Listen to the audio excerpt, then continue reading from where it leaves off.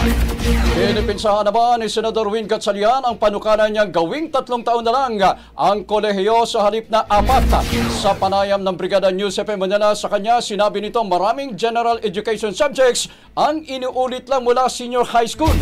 Kaya nakita namin dahil paulit-ulit lang yung subject, pwedeng bawasan ng 1 taon ang college education. From 4 years to 3 years, yung iba pa nga pwedeng mas maiksi pa, no? Dahil depende sa kurso.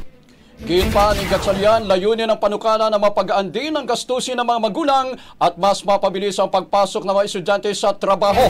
Ibinigkahi rin niya ang pagbawas ng 8 general subjects at pagtutok agad sa major subjects sa unang taon ng kolehiyo, gaya ng ginagawa ng ibang bansa tulad ng United Kingdom.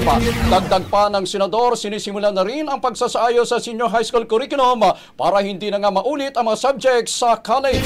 Ginagawa natin yung streamlining. Talagang ginagawa natin na mas konti yung subject, mas nakatuon sa pangangailangan ng industriya at makakatulong din sa bata na makahanap ng trabaho kaagad.